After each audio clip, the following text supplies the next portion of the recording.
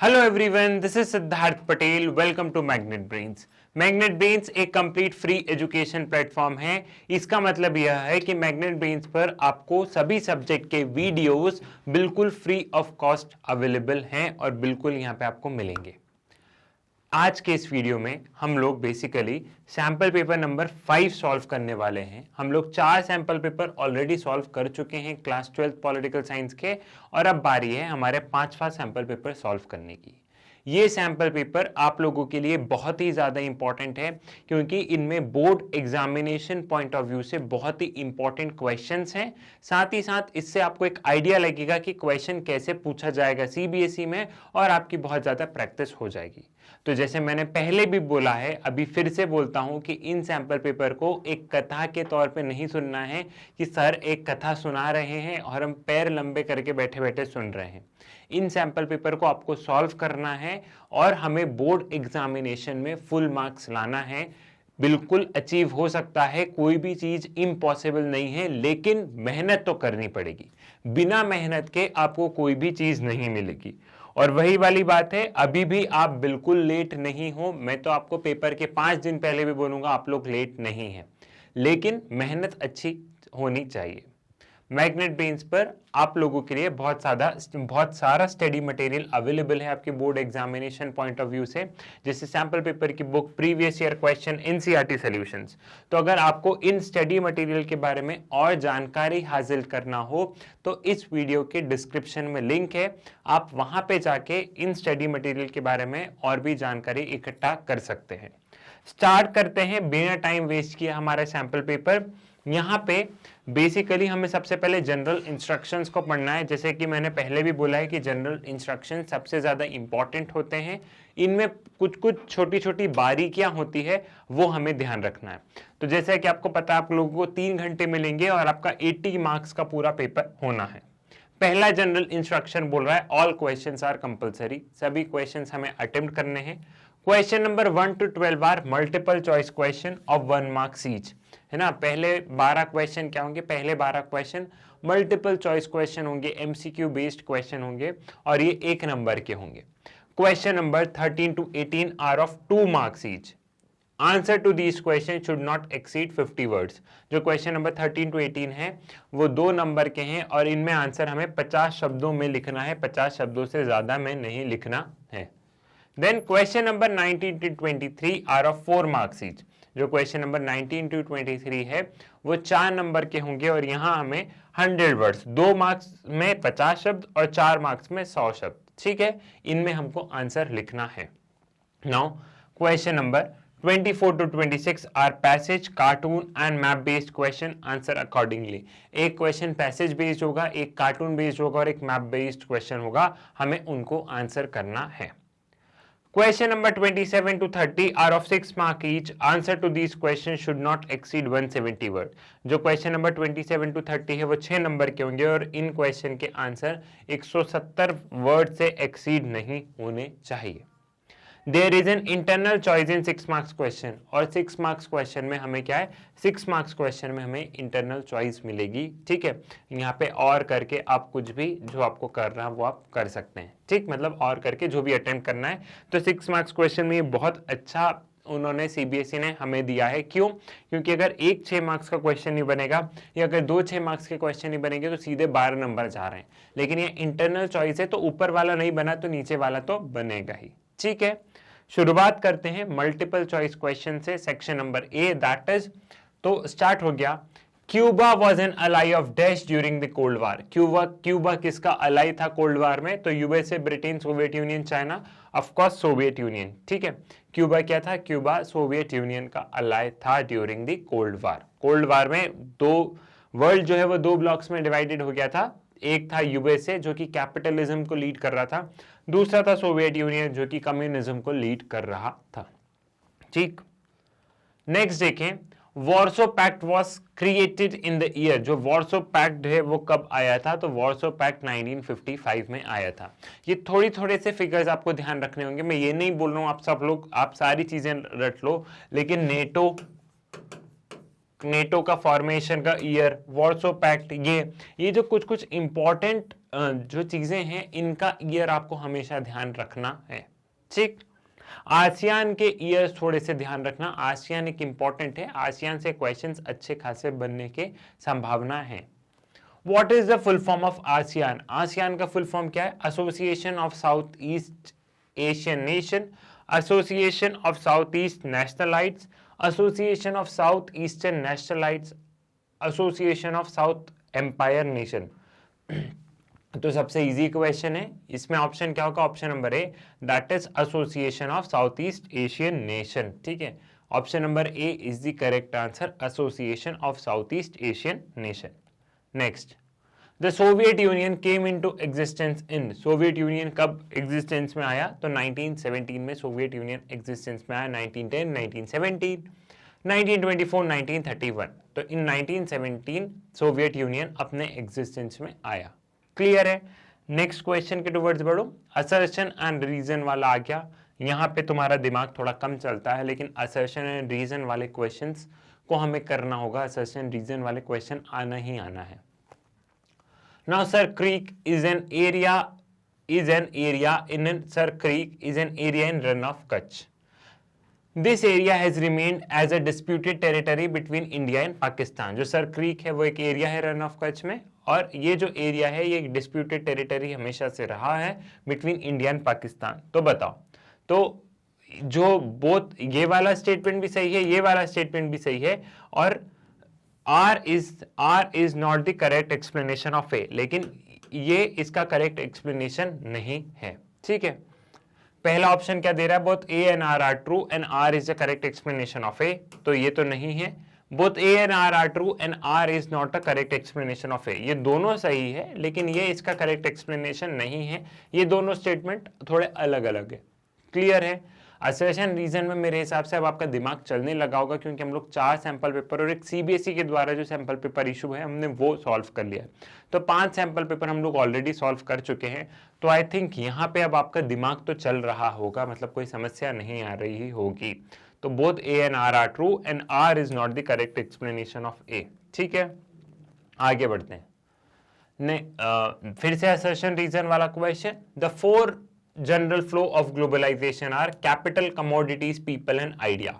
Globalization has led to increase in cooperation among nation. अब बताओ, both A and R are true and R is the correct explanation of A. दोनों सही है और ये इसका correct explanation है। दूसरा ऑप्शन क्या है कि दोनों सही है लेकिन इन दोनों स्टेटमेंट का एक दूसरे से कुछ लेना देना नहीं है। R is not correct explanation of A. A is true but R is false, ये सही है और ये गलत है। और fourth, A is false and R is true, ठीक है। तो क्या लगता है आपको?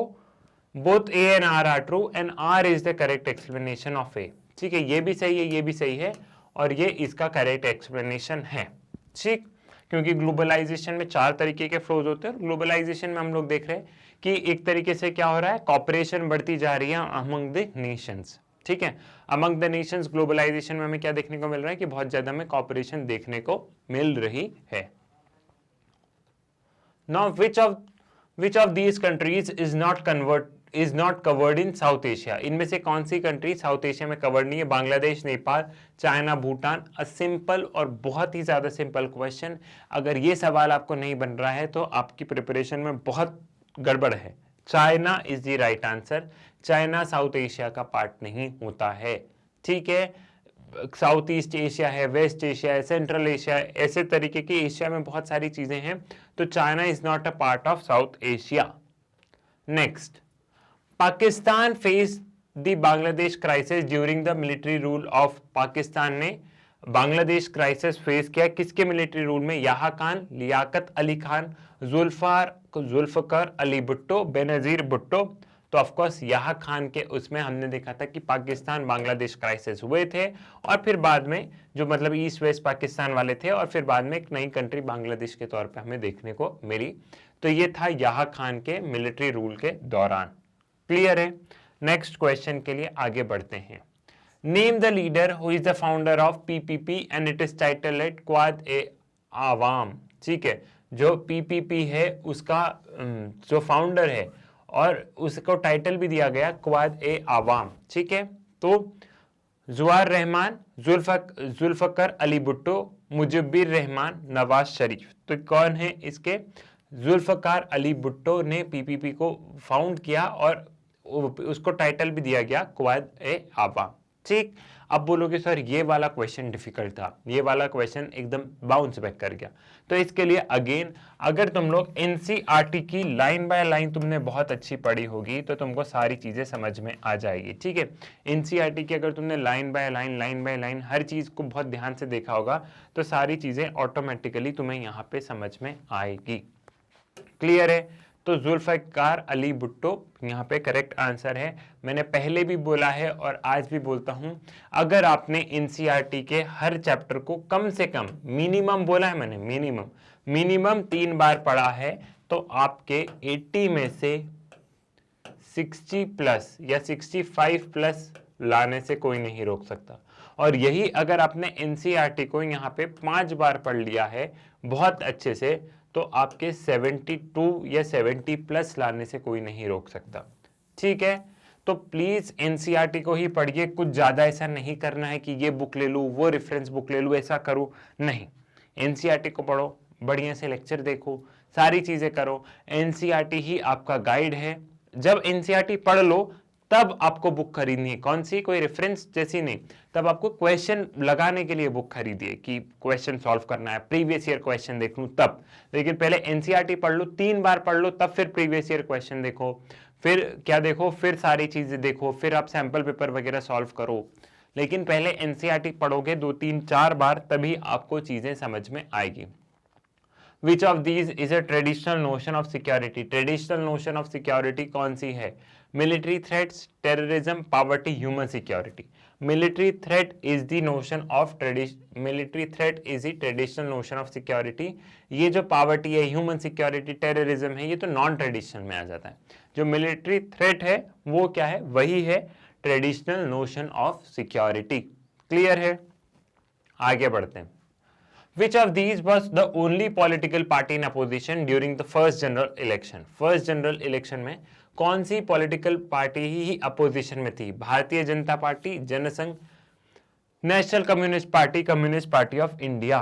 तो कम्युनिस्ट पार्टी ऑफ इंडिया ही उस समय पे क्या थी? अपोजिशन में थी फर्स्ट जनरल इलेक्शन में। इन सबका तो ओरिजिन भी उस समय हमें इतना कोई देखने को नहीं मिल रहा था। ठीक, The national emergency was declared in June 1975 under the article of dash of the Constitution. कौन से आर्टिकल के तहत इमरजेंसी डिक्लेयर की गई? आर्टिकल 356, आर्टिकल 352, आर्टिकल 360 और आर्टिकल 365। तो आर्टिकल 352 के तहत नेशनल इमरजेंसी इंपोज की गई। यहाँ पे स्टेट इमरजेंसी की बात नहीं हो रही, यहाँ पे प्रेसिडेंट रूल की बात नहीं हो रही, क्योंकि आपकी बुक में हमने बहुत बार प्रेसिडेंट रूल के बारे में पढ़ा है ना। तो प्रेसिडेंट रूल और या स्टेट इमरजेंसी, प्रेसिडेंट रूल या स्टेट इमरजेंसी, ये कौन से आर्टिकल के तहत होता है? प्रेसिडेंट रूल या स्टेट इमरजेंसी अगर हम लोग देखें तो ये, इसका भी आर्टिकल आपको ध्यान रखना है। और साथ ही साथ में जो नेशनल इमरजेंसी है, नेशनल इमरजेंसी का भी आर्टिकल हमें ध्यान रखना है।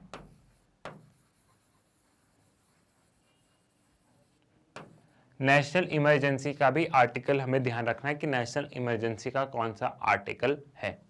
क्लियर है? तो प्लीज नेशनल इमरजेंसी का आर्टिकल 352 मिला, प्रेसिडेंट रूल का आर्टिकल देखना 356 है क्या, है ना? ये थोड़ा सा देखो, आप लोग भी देखो, थोड़ा सा कष्ट करो, थोड़ा सा गूगल पे कष्ट करो।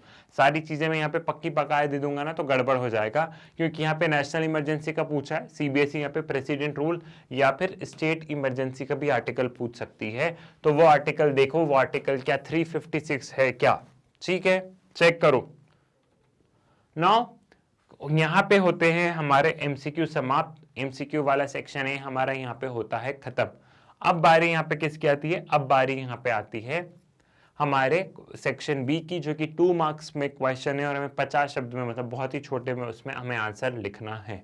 तो क्वेश्चन नंबर 13 क्या बोलता है? What was the view of US supporter regarding the dropping of atoms bomb? जो यूएस के जो सपोर्टर थे और जो यूएस थे जो एटॉमिक बॉम्ब हिरोशिमा नागासाकी में जो हुआ था उसमें उनके क्या व्यूज थे वो पूछा गया है। ठीक है, US supporter has argued that dropping of atomic bombs was necessary to end the war quickly and to stop further the loss of America and allied nation. The war would have continued for 2 more years if bomb would have not been dropped as Japan was not ready to surrender.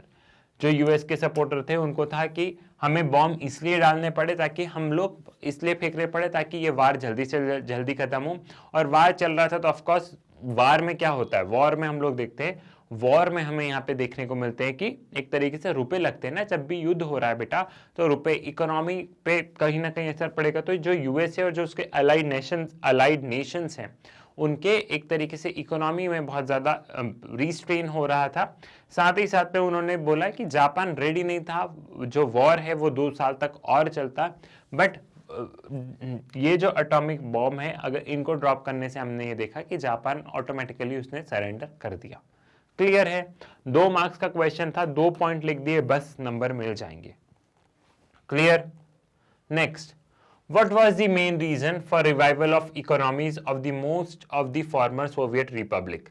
जो reason बताओ कि revival of economics बताओ जो most of the former Soviet republics, जो पहले Soviet republics थी, उनकी economy कैसे रिवाइव हुई, क्या रीजन था उनकी इकोनॉमी वापस रिवाइव होने लग गई? क्योंकि इकोनॉमी तो उनकी बहुत ज़्यादा एकदम उस समय पर हमने देखा था बहुत ज़्यादा खराब हो चुकी थी, लेकिन रीजन क्या था कि वो फटाफट रिवाइव कर गए। ठीक है, The reason for the revival of the economies of the most of the former Soviet Republic was the export of natural resources like oil, natural gas and minerals. Azerbaijan, Kazakhstan, Russia, Turkmenistan and Uzbekistan are the major oil and gas producer.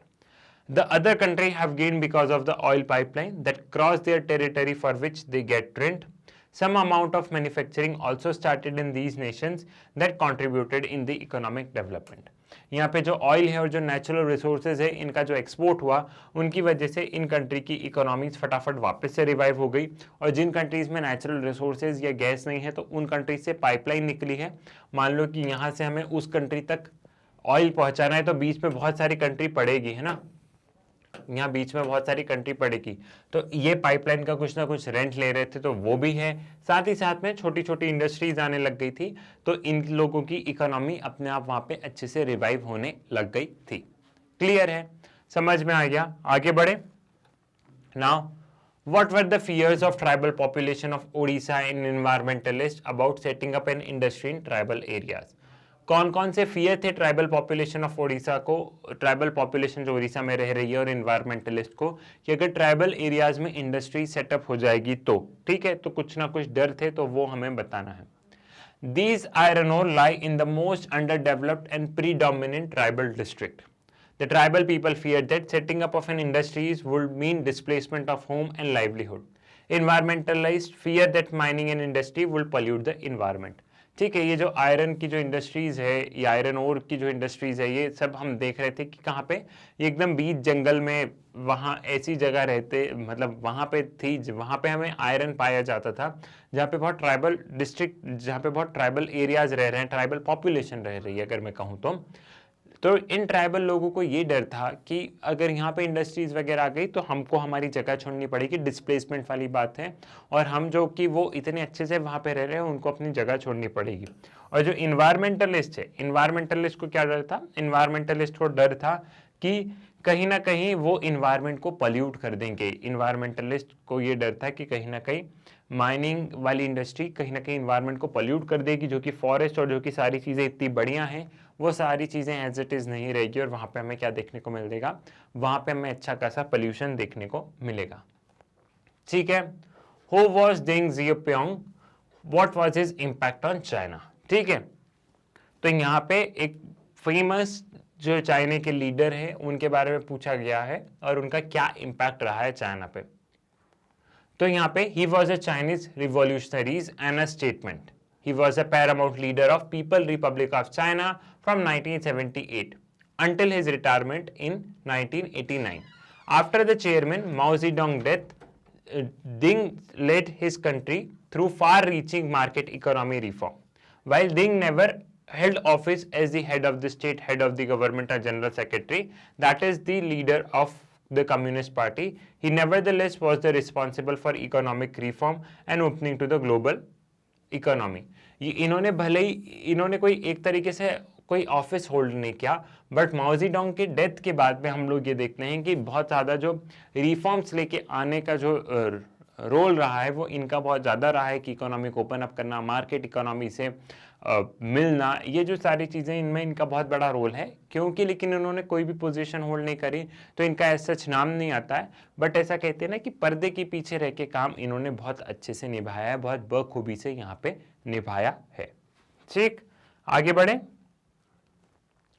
Discuss the concept of cultural homogenization. Cultural homogenization का हमें impact बताना है।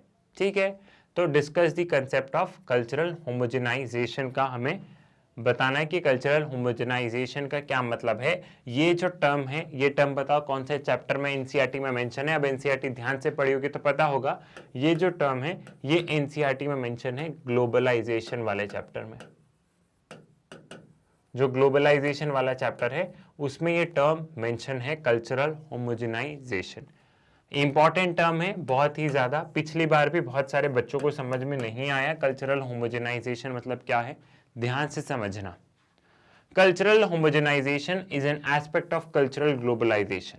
It refers to an reduction in cultural diversity through the popularization and diffusion of wide array of cultural symbol like custom, idea, values. The impact of Western culture on the rest of world is the best example of cultural homogenization. Cultural homogenization मतलब कि जितने भी हमें world के culture में diversity देखने को मिल रही है, अब वो डाइवर्सिटी नहीं है, सब लोग जितने भी कल्चर है वो सब एक कल्चर जैसे होते जा रहे हैं। मतलब अधिकतर हम लोग वेस्टर्नाइजेशन के टुवर्ड्स मूव होते जा रहे हैं। जो एशिया का, जो अफ्रीका का, जो इन कंट्रीज का, इन कॉन्टिनेंट्स के जो अपने कल्चर थे उन पर भी वेस्टर्नाइजेशन का हद से ज़्यादा इम्पैक्ट पड़ने लग गया है।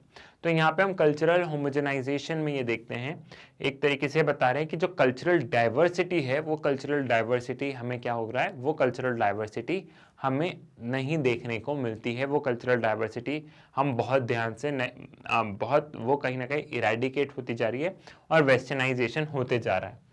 एक चीज ध्यान रखना, जैसे ये जो टर्म है, अब ये सीबीएसई को बताया कि बहुत सारे बच्चों को नहीं पता, तो सीबीएसई यही पूछेगा।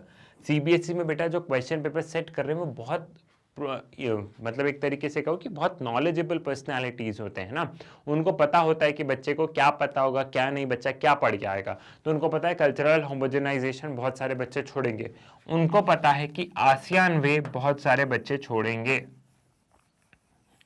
आसियान वे बहुत सारे बच्चे छोड़ेंगे। तो वो आसियान वे पे क्वेश्चन पूछेंगे कि वो पूरा आसियान पढ़ लेंगे लेकिन उनको आसियान वे समझ में नहीं आएगा, तो वो आसियान वे से ही सवाल पूछेंगे। उनको पता है वो पूरा ग्लोबलाइजेशन पढ़ लेंगे लेकिन उन्हें कल्चरल होमोजेनाइजेशन नहीं समझ में आएगा, तो वो कल्चरल होमोजेनाइजेशन पे ही सवाल पूछेंगे। क्लियर है, समझ में आया? ठीक, समझ गए हो ना?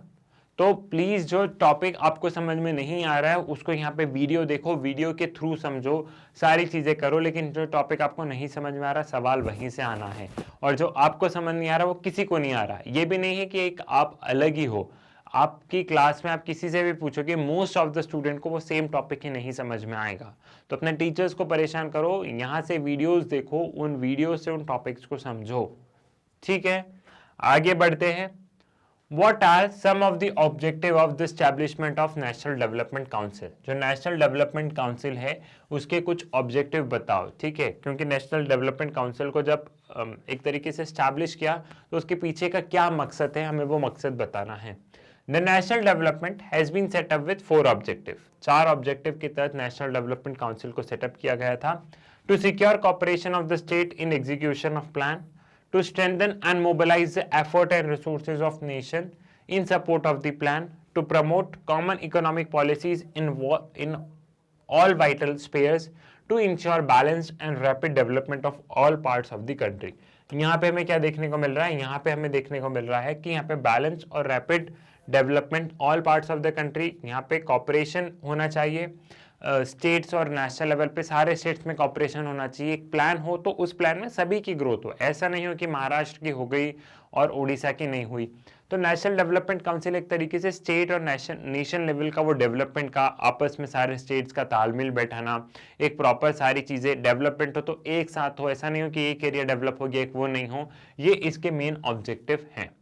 अब एक चीज ध्यान से सुनो, जरूरी नहीं है कि मेरे आंसर से आपका आंसर मैच हो, लेकिन एक इंपॉर्टेंट पॉइंट, जैसे ये फर्स्ट वाला पॉइंट सबसे ज्यादा इंपॉर्टेंट है, ठीक है, ये पॉइंट सबसे ज्यादा इंपॉर्टेंट है। नीचे तुम अपने वर्ड्स बदल सकते हो, मैं ऐसा नहीं बोल रहा हूं कि मेरे आंसर से मैच होगा तो ही तुम्हारा आंसर सही है, लेकिन तुम्हें यहाँ पे क्या करना है, तुम्हें यहाँ पे बहुत ध्यान रखना है, हर छोटी छोटी चीजें, हर बारीकी वाली चीजों को बहुत शांति से ध्यान में रखना है। कीवर्ड्स होने चाहिए, बाकी आंसर बदल दो, लेकिन इंपॉर्टेंट कीवर्ड्स तुम लोगों के आंसर्स में होने चाहिए, ठीक है। आगे बढ़े। Describe the events of first Gulf war. Now describe the event, हमें फर्स्ट गल्फ वार के इवेंट्स को डिस्क्राइब करना है। और यहाँ पे हमें क्या देखने को मिल रहा है, यहाँ पे 4 नंबर के सवाल आ गए हैं, 2 नंबर वाले क्वेश्चंस हो गए यहाँ पे खत्म, और यहाँ पे 4 नंबर के सवाल है, तो हमें थोड़ा सा 100 वर्ड्स में आंसर लिखना है। Now the events of first Gulf war.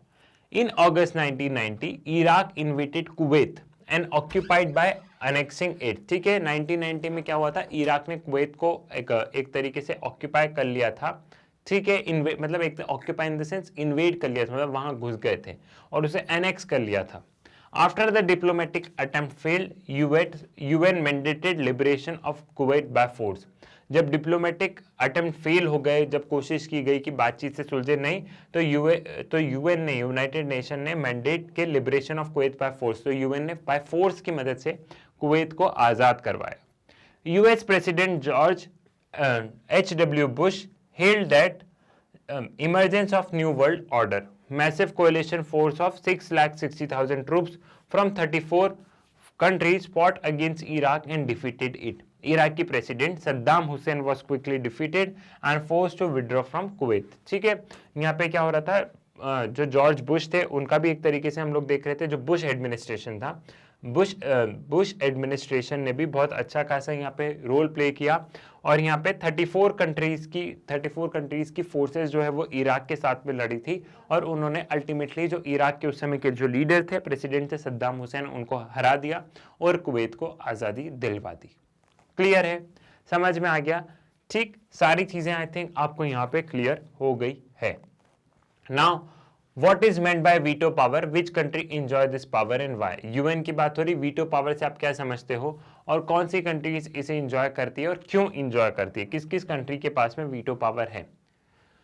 Veto power United Nations general assembly की बात हो रही है, यूनाइटेड नेशन सिक्योरिटी काउंसिल की, जनरल असेंबली नहीं, यूनाइटेड नेशन सिक्योरिटी काउंसिल की, जनरल असेंबली बोलते हैं, यूनाइटेड नेशन सिक्योरिटी काउंसिल की यहाँ पे बात हो रही है। Veto power is a power of country taking decision regarding the Security Council proceedings by voting. All members have one vote. However, permanent member can vote in a negative manner, so that even if all the permanent and non-permanent member vote for a particular decision, and any permanent member negative vote can stall the decision. The negative vote is called veto power. Countries that enjoy veto power are USA, Russia, China, UK, France. यहाँ पे क्या है, सारी security council में हम लोग देख रहे हैं सभी कंट्री के पास में एक वोट है, 1 कंट्री 1 वोट है, लेकिन इन 5 कंट्री के पास में नेगेटिव वोट भी है। फॉर एग्जांपल, ये लोग यहाँ पे सिक्योरिटी काउंसिल में एक डिसीजन लिया जा रहा कि एक इंसान है ABC, ये जो इंसान है इसको हमको टेररिस्ट घोषित करना है कि ये वर्ल्ड लेवल का टेररिस्ट है, ठीक है। अब सब कंट्री ने इसके फेवर में वोट कर दिया, इसने भी वोट कर दिया, इसने भी वोट कर दिया, इसने भी वोट कर दिया, इसने भी वोट कर दिया, लेकिन चाइना ने नेगेटिव वोट कर दिया, तो ये इस इंसान को हम टेररिस्ट डिक्लेयर नहीं कर सकते। तो वीटो पावर मतलब कि ये जो 5 कंट्रीज हैं इनके पास पॉजिटिव और नेगेटिव वोट दोनों है। पॉजिटिव मतलब कि हाँ, इन्होंने हाँ भर दी है, और अगर ये कोई सी चीज में ना बोल देते हैं तो वो डिसीजन वहीं के वहीं रुक जाता है, ठीक है। अगर इन 5 कंट्रीज में भी, 5 कंट्री में से भी अगर एक कंट्री ने ऐसे ही ना बोल दिया तो डिसीजन ऑटोमेटिकली वहीं के वहीं रुक जाएगा। क्लियर है, तो यहाँ पे वीटो पावर को क्या होता है, वीटो पावर को हम यहाँ पे नेगेटिव सेंस में देखते हैं, ठीक है ना। तो ये वाला क्वेश्चन भी समझ में आ गया, वीटो पावर से समझाने का मेरा मतलब क्या है, इंपॉर्टेंट है, यूनाइटेड नेशन जनरल असेंबली से रिलेटेड है। Non align movement has become irrelevant today. Do you agree with this statement, give any 3 suitable argument to support your answer. क्या नॉन अलाइन मूवमेंट जो है वो आज की तारीख में इररिलेवेंट हो गया है, ये सवाल है, हो गया है या नहीं हुआ है। तो आपका जो भी आप कह रहे हो उसको अच्छे से एक्सप्लेन करो, अपने आर्ग्यूमेंट्स के साथ में एक्सप्लेन करो, ठीक है। Non-alignment, as the name suggests, means a decision of not aligning oneself with any group.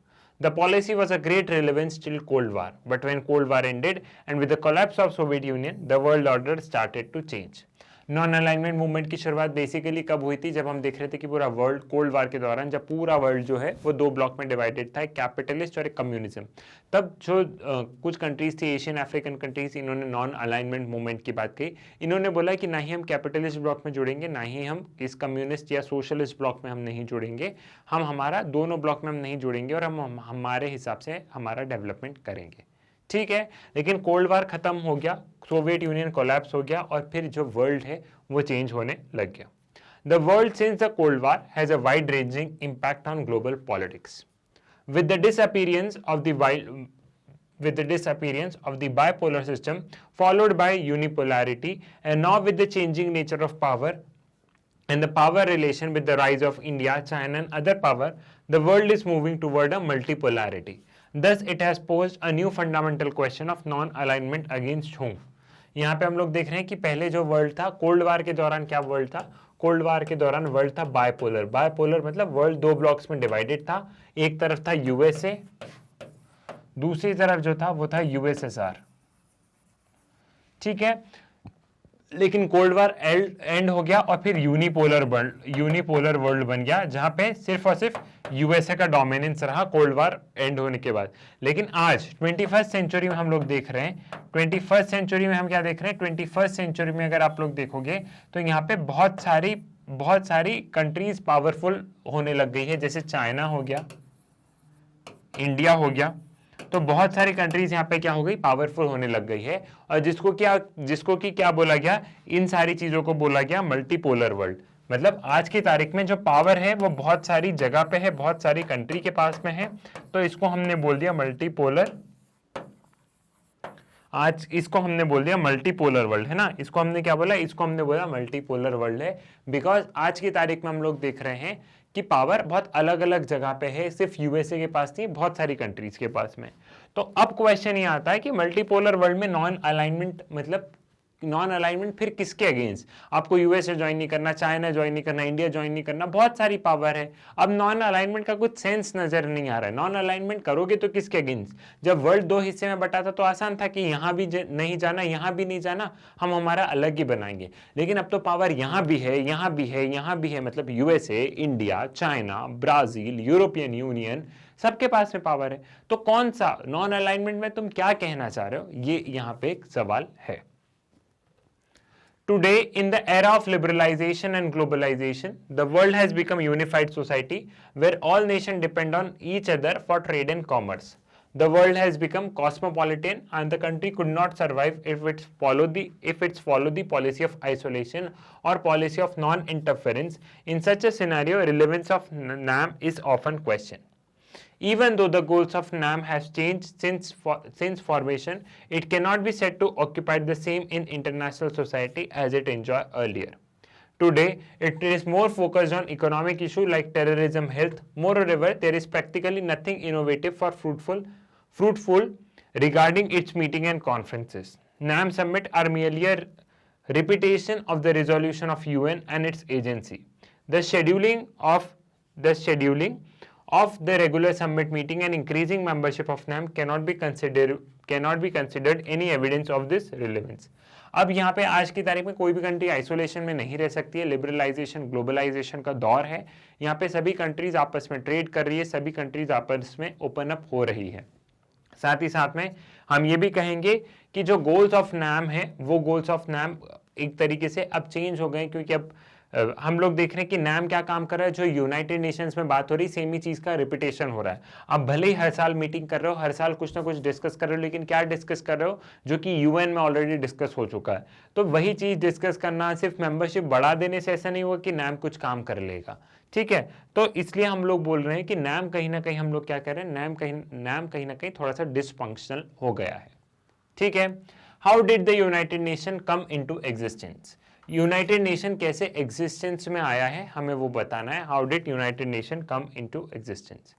The UN was established in 1945 after the Second World War and as a successor to League of Nations. World war 2 के बाद में United nation का establishment हुआ है, second world war के बाद में, और एक तरीके से वो सक्सेसर है लीग ऑफ नेशन का। पहले लीग ऑफ नेशन था, उसके बाद में यूनाइटेड नेशन बना। लीग ऑफ नेशन अच्छे से नहीं चला तो ये ऑर्गेनाइजेशन डिसफंक्शनल हो गई और नई ऑर्गेनाइजेशन बनी, that is United Nations.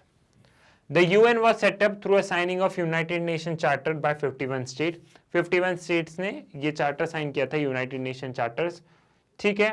The UN objective is to prevent international conflict and facilitate cooperation among the state. In the UN General Assembly, all members have one vote each. हम लोग देख रहे हैं कि यहाँ पे यूएन के ऑब्जेक्टिव जो है वो क्या है, वो एक तरीके से प्रिवेंट करना इंटरनेशनल कॉन्फ्लिक्ट को और एक तरीके से फैसिलिटेट करना, कॉपरेशन फैसिलिटेट करना, ठीक है। और यूनाइटेड नेशन जनरल असेंबली में सबको एक वोट दिए गए हैं। In the security council there are 5 permanent member, और सिक्योरिटी काउंसिल में क्या है, सिक्योरिटी काउंसिल में 5 परमानेंट और 10 नॉन परमानेंट मेंबर होते हैं। क्लियर है, समझ में आ गया। ये थोड़ा सा यूएन की हिस्ट्री वगैरह सारी चीजें आप लोग लिख सकते हो। Next question. Trace the emergence of BJP as a significant force in post-emergency politics. हमें यहाँ पे emergence of BJP बताना है, emergence of BJP as a significant force in post-emergency politics. ठीक है, बीजेपी का ओरिजिन बताना है कि इमरजेंसी के बाद में बीजेपी का जो ओरिजिन हमें देखने को मिल रहा है, और एक वो बहुत ही बीजेपी बहुत बम धम के आई है इमरजेंसी के बाद। The emergence of BJP as a significant force in a post-emergency politics have been described below. After the fall of Janata Party and its breakup, the supporter of erstwhile Jan Sangh formed the BJP in 1980. Janata party के fall होने से, और उसमें हम लोग कह रहे थे कि जो जनता पार्टी में जो डिवीजन आया, तो जो वाकई में जो जनसंघ को सपोर्ट करते थे उन्होंने भारतीय जनता पार्टी बना ली 1980 में।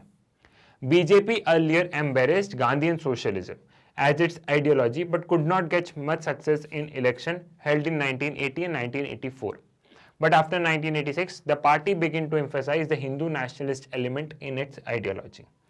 जब जो बीजेपी थी वो पहले गांधीयन सोशलिज्म वाली आइडियोलॉजी को फॉलो करती थी, तो 1980 और 1984 में उन्होंने देखा कि ऐसा उन्हें इलेक्शन में कोई अच्छा रिजल्ट देखने को नहीं मिला। 1986 में वो अपनी आइडियोलॉजी चेंज करते हैं, नई आइडियोलॉजी के साथ में आते हैं, that too Hindu nationalist ideology लेके आते हैं। Now BJP was able to consolidate its position in 1989 election. The party won 121 seats in 1991 and 160 seats in 1996 election. It was the largest party in 1996 election. BJP धीरे धीरे अपनी party की seats बढ़ती जा रही थी। अगर हम लोग 1991 में बात करें तो 121 सीट मिली, 1996 में बात करें तो 160 सीट्स मिली। सबसे ज्यादा सीट्स बीजेपी को उस समय पे मिली थी। With the formation of NDA, the BJP remained in power from March 1998 to 1999 and again from October 1999 to May 2004 under the leadership of Atal Bihari Vajpayee. जब NDA नेशनल डेमोक्रेटिक अलायंस मतलब BJP और BJP के alliance का जब सरकार बनी तो इन्होंने अपनी 5 साल का टर्म भी पूरा किया under the leadership of prime minister Atal Bihari Vajpayee. ठीक है। The BJP swept the general election of 2014 and 2019. The result brought about the unpredicted victory of BJP, which surprised all political analysts. और 2014 और 2019 में बीजेपी की अनप्रेडिक्टेड विक्ट्री उसने सब कुछ साफ कर दिया और यही सारी चीज़ों को शॉक हो गए पॉलिटिकल एनालिस्ट कि बीजेपी एक बहुत बड़ी पार्टी जिसको कि कोई सीट 1-2 सीट हुआ करती थी जिसके के पास आज इतनी सारी सीट्स हो गई है।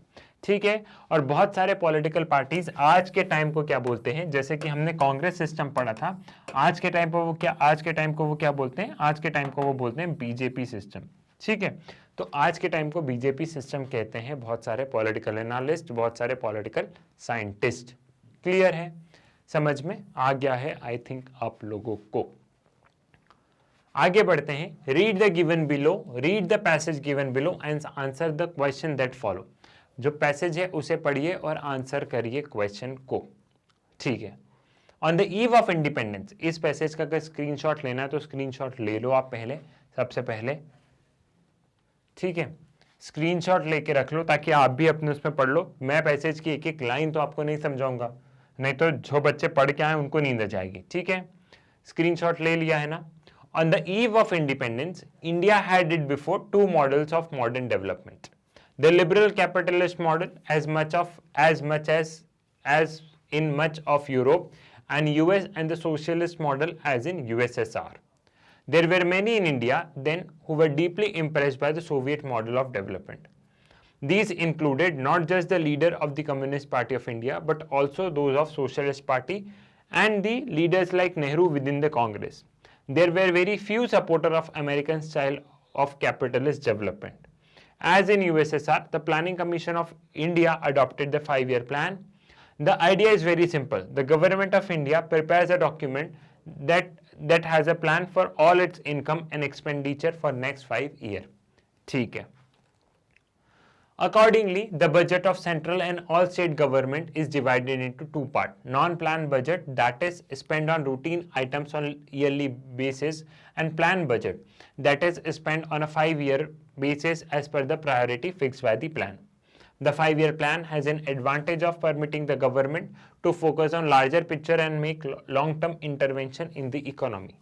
The draft of first 5-year plan and the actual plan document released in December 1951 generated a lot of excitement in the country.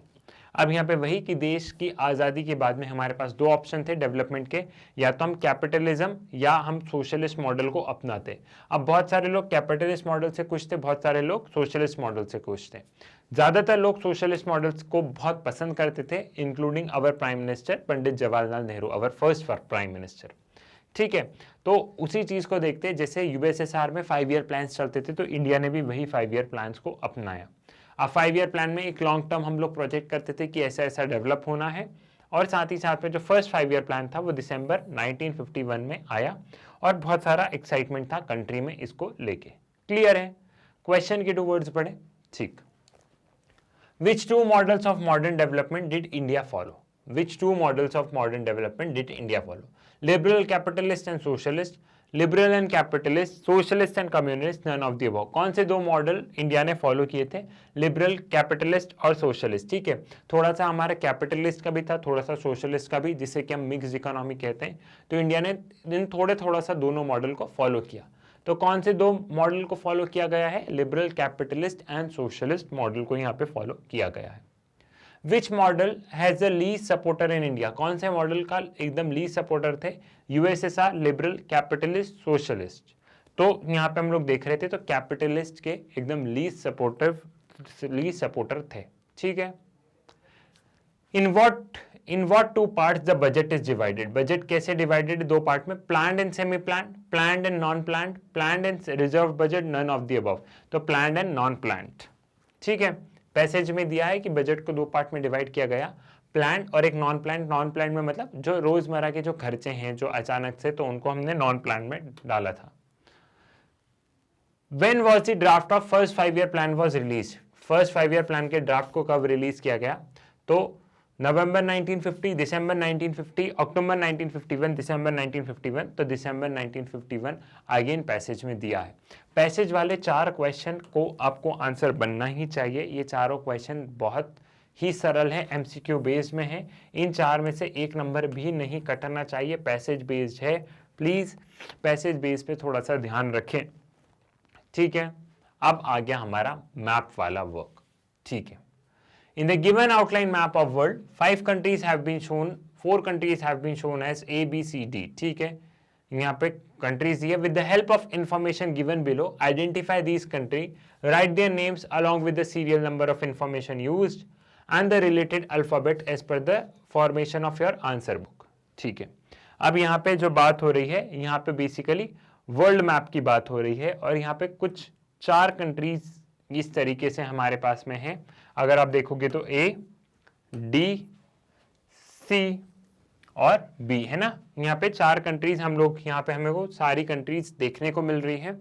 In countries को हमको यहाँ पे क्या करना है? इन कंट्रीज को हमको यहाँ पे मार्क करना है. ठीक है, A, B, C, D ये 4 कंट्रीज है. यहाँ पे वर्ल्ड मैप है.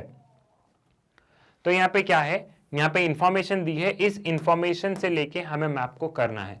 अब तक के पिछले 4 सैंपल पेपर में हमने इंडिया के मैप को देखा, अब हम वर्ल्ड वाले मैप को देखेंगे. ठीक है. The country where the Montreal protocol was signed in 1987. This country is a view of major responsibility of curbing the carbon gas emission with the rest of developed country. The country is known for its forest movement. The first anti-dam movement aimed to save Franklin River and its surrounding forest and launch in this country. ठीक है, तो यहाँ पे ये आ गया. The country where Montreal Protocol was signed, तो Canada में sign हुआ था. The country is a view of that major responsibility of curbing gas emission rests with the developed country India. The country is known for its forest movement, that is Mexico. The first anti-dam movement aimed to save the Franklin River and its surrounding forest was launched in the country Australia. ठीक है, समझ में आया?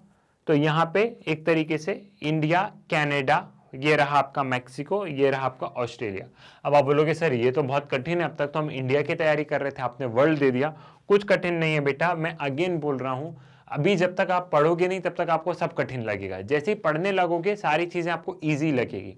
तो please आप सारी चीजों को क्या कीजिए, आप एनसीईआरटी को बार बार रिवाइज कीजिए, आपको ऑटोमेटिकली सारी चीजें समझ में आने लगेगी. एनसीईआरटी ही आपको समझ में आना चाहिए. एनसीईआरटी ही उसका क्या है, एनसीईआरटी ही आपका वो रामबाण इलाज है कि जहां आपको सारी चीजें सही लगेगी. ठीक है, now next picture based question. Study the cartoon and answer the following question that follow. At the most simple level, globalization is a result in the erosion of. Basically देखा जाए तो एक कार्टून इंटरकनेक्टेडनेस को दिखा रहा है, globalisation को दिखा रहा है कि पूरा वर्ल्ड इंटरकनेक्टेड है. ठीक है, तो ग्लोबलाइजेशन वाला कार्टून है. अब यहाँ पे हमें क्या करना है, क्वेश्चंस को आंसर करना है.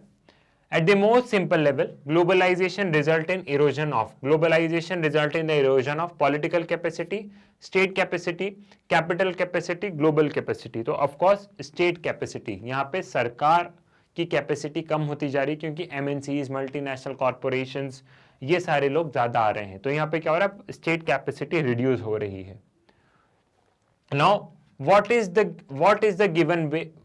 is given way recently by the old welfare state? Old welfare state का मतलब क्या है, मोर मिनिमलिस्टिक स्टेट, मोर कैपिटलिस्ट स्टेट, मोर सोशलिस्ट स्टेट, मोर डेमोक्रेटिक स्टेट. तो old, what is the given way recently by the old welfare state means more minimalistic state. मतलब ज्यादा से ज्यादा सरकार का काम क्या होगा, लॉ एंड ऑर्डर की सिचुएशन को मेंटेन करना, बाकी सारी चीजें ऑटोमेटिकली देख ली जाएगी. Now what is the new, what this new state withdraw as a result of globalization. What this new state withdraw as a result of globalization. Many of it, पहला option है, many of its ethic for the welfare of human race, the ideal world order, many of the earlier welfare function directed at economic and social well-being, or all of the above. तो what this new state withdraw as a result of globalization, many of its earlier welfare function directed at the economic and social well-being. State withdraw कर रहा है. State क्या withdraw कर रहा है, बहुत सारे वेलफेयर फंक्शन को विड्रॉ कर रहा है. सरकार सब कुछ प्राइवेट प्लेयर पे छोड़ दे रही है, मल्टीनेशनल कॉर्पोरेशन पे छोड़ दे रही है, और गवर्नमेंट वहां से विड्रॉ कर रही है. ठीक है, तो सी वाला. The increase in the MNC all over the world has resulted इन. जो एमएनसीज में इंक्रीज हमें देखने को मिल रहा है ऑल ओवर द वर्ल्ड, उन्होंने क्या कर दिया है, has resulted in the government inability to cater to their needs, the capacity of nation to incorporate their MNCs, poverty to the population where the companies are set up, reduction in the capacity of government to take decision on their own. तो reduction in capacity of government to take their decision on their own, government की decision making power को कहीं ना कहीं इन सारी चीजों ने क्या किया है, इन सारी चीजों ने इम्पैक्ट किया है. क्लियर है. नेक्स्ट बढ़े, कार्टून बेस्ड क्वेश्चन भी हो गया. यहाँ पे अब सेक्शन नंबर 6 आ गया है, मतलब सेक्शन नंबर 6 बोल रहा हूँ. क्वेश्चन यहाँ पे 6 नंबर के होंगे. यहाँ पे मैं आपको बड़े बड़े आंसर नहीं पढ़ूंगा. Write a note on prime ministerial tenure of Lal Bahadur Shastri. मैं बहुत बड़े बड़े आंसर नहीं पढ़ूंगा, मैं रीड करने में समय नहीं व्यर्थ करूंगा क्योंकि 6 नंबर के क्वेश्चन है. मैं बस यहाँ पे क्या करूंगा, क्वेश्चन पढ़ा, एक ब्रीफ में मैं आपको आंसर बता दूंगा. आंसर आप लोग को स्क्रीनशॉट लेना है, आप लोग आंसर खुद कर सकते हैं, बुक में है, नहीं तो मैग्नेट ब्रेन्स की सैंपल पेपर वाली बुक में. मैं रीड करूंगा तो बहुत टाइम वेस्ट होगा. ठीक है, क्वेश्चन पढ़ा और क्वेश्चन को मैं बस ब्रीफ में आप लोगों को क्या करूंगा, ब्रीफ में मैं आप लोगों को ये बता दूंगा कि इसका क्या आंसर होना चाहिए. तो क्वेश्चन क्या कह रहा है, तो देखो प्राइम मिनिस्टर लाल बहादुर शास्त्री के बारे में यहाँ पे बताया गया था. उनकी जो छोटी सी एक ब्रीफ टेन्योरशिप थी, पंडित जवाहरलाल नेहरू के नहीं रहने के बाद वो प्राइम मिनिस्टर बने थे। कांग्रेस पार्टी ने उन्हें यूनानिमसली चूज किया था, सभी मतों से उन्हें चूज किया था कि अगले प्रधानमंत्री वही रहेंगे। लेकिन वो कहाँ जाते हैं, वो ताशकेंत जाते हैं। ताशकेंत में वो वहाँ पे अपने पाकिस्तान काउंटर पार्ट से अग्रीमेंट, मतलब वॉर की ट्रीटी खत्म करने पे वो साइन करने जाते हैं, लेकिन वहाँ पे उनकी एक मिस्टीरियस डेथ हो जाती है। लेकिन उनकी इस ब्रीफ प्राइम मिनिस्टरशिप में भी हम लोग देखते हैं कि उन्होंने बहुत बड़े बड़े काम किए, जैसे उन्होंने जय जवान जय किसान का नारा दिया। उस समय पे वार जैसी हालत, वार भी हो रहा था, जय जवान मतलब जो हमारे सेना के लोग थे उनका मनोबल बढ़ाना, जय किसान जो हमारे किसान भाई थे, क्योंकि इकोनॉमिक कंडीशन, वार, ये सारी चीज़ें हमें इनकी टेन्योरशिप में देखने को मिली थी अच्छे खासा। और इनकी टेन्योरशिप में पाकिस्तान को हमने एक मुंह तोड़ यहाँ पे जवाब दिया था। ये थी write a short note on prime minister tenure of Lal Bahadur Shastri में। आप ये सारी चीज़ें आप लोग यहाँ पे मेंशन कर सकते हैं। क्लियर है? Now discuss the challenges of political cessation after the death of Jawaharlal Nehru. Jawaharlal Nehru की मृत्यु के बाद में, जो उनकी डेथ है उनके बाद में, पंडित जवाहरलाल नेहरू की डेथ के बाद में जो पॉलिटिकल सेसेशन है उसके बारे में बताइए। तो यही सवाल आ रहा था आफ्टर नेहरू हु, क्योंकि पंडित जवाहरलाल नेहरू की ये छवि थी कि उन्होंने पूरे देश को एक तरीके से जोड़ के रखा। और एक तरीके से हम लोग देखिए कि डेमोक्रेसी का सबको लग रहा था कि डेमोक्रेसी इसलिए क्योंकि पंडित जी हैं, अगर वो नहीं रहेंगे तो कैसे होगा, कांग्रेस पार्टी कैसे चलेगी। पंडित जवाहरलाल नेहरू के नहीं रहने के बाद में हमने देखा, पहले उनके रहने वाला थोड़ा सा एक आप दौर करेंगे कि उन्होंने कैसे इंडिया को जोड़ा, उन्होंने और सरदार वल्लभ भाई पटेल, इन दोनों की जोड़ी ने, और कैसे वहाँ पे उन्होंने सारी चीज़ें हैंडल करी, हमारे इंडिया की इकोनॉमिक क्राइसिस और ये तमाम चीज़ों के बारे में आप लोग बोलेंगे। लेकिन यहाँ पे बात ये थी कि आफ्टर नेहरू हु, मतलब ये था, तो आफ्टर नेहरू के बाद में हमने देखा लाल बहादुर शास्त्री, जो हमारे उनको फिर बनाया गया, वो प्रधानमंत्री बने श्री लाल बहादुर शास्त्री जी, और उनको यूनानिमसली कांग्रेस ने चुना as a leader of Congress, ठीक है, और वो हमारे सेकंड प्राइम मिनिस्टर बने। उनका एक छोटा सा टेन्योर रहा, 1964 टू 1966 के बीच का उनका टेन्योर रहा है उनका। लेकिन इसी बीच में हमारा वार होता है पाकिस्तान के साथ में, उन्होंने जय जवान जय किसान का नारा दिया, वही जो मैंने वो वाली चीज़ बताई, और उनकी एक तरीके से हम लोग देखते हैं मिस्टीरियस डेथ हो जाती है लाल बहादुर, ताशकेंत में उनकी एक मिस्टीरियस डेथ हो जाती है। एंड आफ्टर लाल बहादुर शास्त्री हम देखते हैं कि प्राइम मिनिस्टर की टेन्योरशिप आती है मिसेस इंदिरा गांधी के पास में। ये पूरा उस समय का एक दौर है। उन्होंने इकोनॉमिक कंडीशन, वार, इन सभी चीज़ों का उन्होंने क्या किया है, इन सभी चीज़ों का उन्होंने एक मुंह तोड़ जवाब भी यहाँ पे दिया है। क्लियर है? Now discuss the effect of emergency on the following aspect of our polity. Emergency के हमें इफेक्ट बताना है on the following aspect of our polity. तो effect on civil liberties, civil liberty पे इमरजेंसी क्या इफेक्ट पड़ा है वो बताना है। लिबर्टीज उस समय थी नहीं, इंसान की फंडामेंटल राइट्स उस समय नहीं थी इंसान के पास में, हम लोग कोर्ट वगैरह नहीं जा सकते थे, अगर सरकार के खिलाफ आवाज उठाते, प्रोटेस्ट करते तो सरकार जेल में डाल देती, तो एकदम नील बची थी। Impact on relationship between executive and judiciary, ये वाली जो चीज़ें यहाँ पे हम लोग देख रहे थे कि यहाँ पे जो एक सेपरेशन होना चाहिए वो सेपरेशन यहाँ पे नहीं रहा है। वहाँ पे जो हमारी प्राइम मिनिस्टर थी मिसेस इंदिरा गांधी, उन्होंने अपने पसंदीदा चीफ जस्टिस ऑफ इंडिया, मतलब जो कि सरकार के फेवर में बोलते थे, इन द सेंस मेरा बोलने का ये मतलब है, तो जो यूजली ये कल्चर चले आ रहा है कि सुप्रीम कोर्ट में जो सीनियर मोस्ट जज होते हैं वही चीफ जस्टिस होते हैं, लेकिन इंदिरा गांधी ने वो टेन्योर एक तरीके से, वो जो चला आ रहा है वो प्रथा एक तरीके से तोड़ दी थी। और यहाँ पे जुडिशरी के पास भी एज सच उन्होंने कोई स्पेशल राइट्स नहीं छोड़े थे, जुडिशरी केसेस को एंटरटेन नहीं कर रही, वो वाली चीज़ें। Functioning of the mass media के पास उस समय, प्रेस के पास में कोई फ्रीडम नहीं थी, सारी चीज़ें देख परख के न्यूज़पेपर में क्या छपेगा ये तक सरकार डिसाइड कर रही थी, तो यहाँ पे कंप्लीट सेंसरशिप हमें देखने को मिल रहा था। Working of police and bureaucracy, ये एकदम सरकार के इशारे पे काम कर रहे थे, इस बीच में करप्शन भी हुआ है, बहुत ज़्यादा एट्रॉसिटीज़ कमिट हुई है, कस्टोडियल डेथ्स हुए हैं, तमाम तरीके की एट्रॉसिटीज़ हमें यहाँ पे देखने को मिली है। अगेन मैं बोल रहा हूँ, मैं आपको ब्रीफ में बता रहा हूँ, सारे पॉइंट को आप लोग इलेबोरेट कर लोगे, मैं एक एक करके यहाँ पे इन सारी चीज़ों को रीड नहीं कर रहा हूँ, रीड करूँगा टाइम जाएगा, लेकिन आप इन सारी चीज़ों को, मैंने आपको एक ब्रीफ में 6 नंबर के क्वेश्चन में मैं यही कर रहा हूँ, मैं आपको सारी चीज़ें ब्रीफ में बता रहा हूँ और सारी चीज़ें आपको ऑटोमेटिकली यहाँ पे समझ में आ रही है। ठीक है, what do you know about the third democratic upsurge. आप थर्ड डेमोक्रेटिक अपसर्ज के बारे में बताइए, जहां पे हमने देखा कि लिबरलाइजेशन के बाद में हमने देखा कि किस हिसाब से लोगों ने बढ़ चढ़ के हिस्सा लिया है, वो सारी चीज़ों के बारे में हमें बताना है। तो इस वाली चीज़ों को मैं बता सकता हूँ। थर्ड डेमोक्रेटिक अपसर्ज मतलब लिबरलाइजेशन, प्राइवेटाइजेशन, इस समय के बाद लोगों ने बढ़ चढ़ के हिस्सा लिया। फिर हमारा मंडल कमीशन, और इस समय भी लोग बहुत ज़्यादा एक तरीके से डेमोक्रेटिक फ्रंट पे आ गया है। ठीक है। The era of liberalization, privatization and globalization from the early 1990s is attributed to the emergence of competitive market society encompassing all important sector of economy, society and polity, thus paving the way for third democratic upsurge.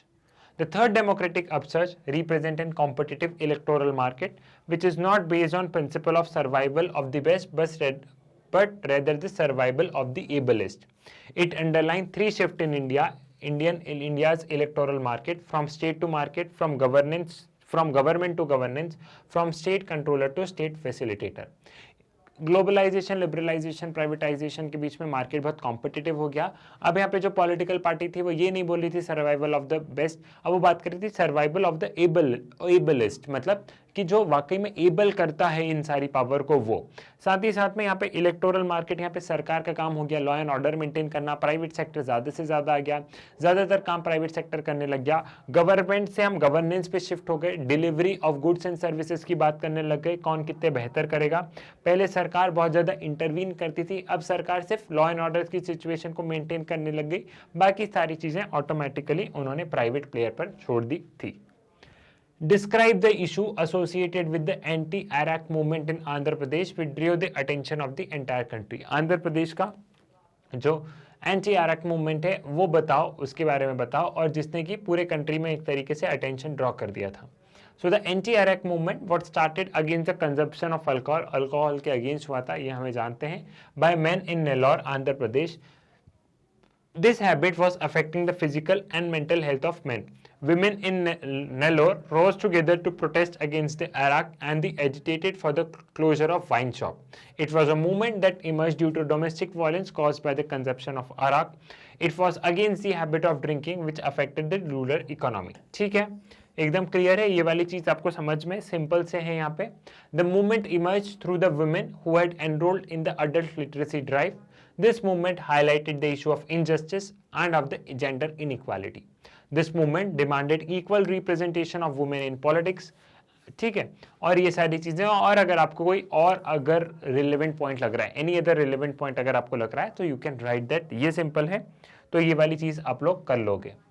Describe how anti-Iraq campaign contributed a great deal in increasing overall social awareness about women question.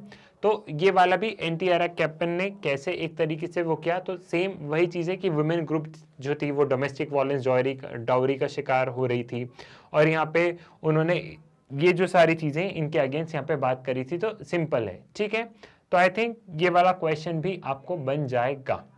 Now What are the some of the causes that lead to ethnic conflict in the state of Sri Lanka? Sri Lanka में जो ethnic conflict है उसके क्या क्या causes है, तो इसमें आप briefly बता दोगे कि श्रीलंका में हम लोग देख रहे थे कि दो कम्युनिटी, सिन्हलास और तमिल्स के बीच में हम लोग यहाँ पे ethnic conflict देख रहे थे।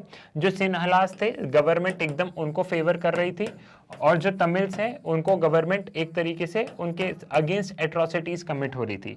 जो तमिल लोग थे उनको लग रहा था कि श्रीलंका की जो सरकार है वो उनको आइसोलेट करती जा रही है, और सब कुछ रिजर्वेशन, स्कूल में एडमिशन वगैरह में इनको प्रेफरेंस मिलने लगी थी। साथ ही साथ जो श्रीलंका में जो तमिल लोग हैं वो हमारे जो तमिलनाडु के जो लोग हैं उनसे बहुत ज़्यादा एसोसिएटेड फील करते थे। इसको लेके ही ये लोगों ने प्रोटेस्ट किया, वॉलेंट प्रोटेस्ट किया, सिन्हलास को मारा, सरकार को करा, उसमें फिर इंडिया का इंटरवेंशन हुआ, and then we have lost our prime minister mister Rajiv Gandhi. तो ये इसका एक पूरा हमको देखने को मिला। एक ब्रीफ में ही मैंने स्टोरी बताई है, ज़्यादा डिटेल में नहीं गया, लेकिन अगेन वही सारी चीज़ें आपको समझा दी गई हैं। सारी चीज़ों के लेक्चर्स अवेलेबल है मैग्नेट ब्रेन्स पर, ऐसी कोई सी भी चीज़ नहीं है जिनके लेक्चर नहीं हो। तो मैंने इनको आपको एक ब्रीफ में बताया। सैम्पल पेपर क्या होता है कि जब आप सब पढ़ लियो तो आप क्वेश्चन प्रैक्टिस में आए हो यहाँ पे, ठीक है। तो ये सारी चीज़ें आपको यहाँ पे समझ में आ गई होंगी। Now discuss in detail about the several events that have taken place in democratization of Nepal. Nepal के democratization में, तो नेपाल एक हिंदू किंगडम है अर्लियर पीरियड से, वहां पे हमें कॉन्स्टिट्यूशनल मोनार्की देखने को मिल रही है, प्रो डेमोक्रेसी मूवमेंट हमें देखने को मिले हैं, लेकिन वहां पे डेमोक्रेसी ज्यादा समय तक नहीं रहती, थोड़े समय तक डेमोक्रेसी रहती है, then again monarchy, then democracy, then monarchy. ठीक है, जो माओइस्ट वगैरह थे उनका भी ह्यूज इन्फ्लुएंस रहा है, उन्होंने भी बहुत सारे एक्शंस लिए हैं, उन्होंने भी एक तरीके से वॉयलेंट एक्शंस लिए मोनार्क और जो रूलिंग एलाइट था, जो अमीर लोग थे। ठीक है, तो वहां पे हम लोग एक ट्रायंगुलर कॉन्फ्लिक्ट देख रहे थे, मोनार्क जो मोनार्क था वो, जो डेमोक्रेसी के लोग प्रोटेस्ट कर रहे थे वो, और जो माओइस्ट है, तो तीन एक ट्रायंगुलर, मोनार्क, डेमोक्रेसी वाले लोग और माओइस्ट, ये तीनों मिलकर लड़ रहे थे। इनका एक समय तक हमें ये सारी चीजें देखने को मिली थी कि इन तीनों के बीच में ट्रायंगुलर कॉन्फ्लिक्ट हमें देखने को मिल रहा था। लेकिन 2006 के बाद से हम लोग अच्छे से देख रहे हैं कि वहाँ पे डेमोक्रेसी थोड़ी थोड़ी रीस्टैब्लिश हो गई है और अब तो वहाँ पे कॉन्स्टिट्यूशन भी आ गया, तो नेपाल अपने डेमोक्रेटिक प्रोसेस में आगे बढ़ रहा है। क्लियर है? आई थिंक सारी चीज़ें आपको समझ में आ गई होगी। इसी के साथ हमारा सैंपल पेपर नंबर 5 यहाँ पे कंप्लीट होता है। नेक्स्ट वीडियो में हम लोग सैंपल पेपर नंबर 6 करेंगे। मैग्नेट बीन्स के वीडियोस आप लोग YouTube से एक्सेस कर सकते हैं, लेकिन बहुत बार आपकी तरफ से शिकायत आती है कि हमको YouTube पे वीडियो नहीं मिल रहे हैं, तो आप एक काम कीजिए, आप लोग गूगल पे जाइए, गूगल पे magnetbrains.com करके सर्च करेंगे, वेबसाइट ओपन अप हो जाएगी, वेबसाइट से भी आप इन सारे वीडियोज़ को एक्सेस कर सकते हैं। वेबसाइट पे नहीं जाना है तो सिंपली प्ले स्टोर पे जाओ, प्ले स्टोर से मैग्नेट बीन्स का ऐप डाउनलोड कर लो और ऐप के माध्यम से भी आप इन सभी वीडियोस को आराम से एक्सेस कर लेंगे। ठीक है, मैग्नेट बीन्स पर जितने भी वीडियोस हैं वो सारे वीडियोस एकदम फ्री ऑफ कॉस्ट है और मैग्नेट बीन्स आपको एकदम हाई क्वालिटी एजुकेशन प्रोवाइड करता है।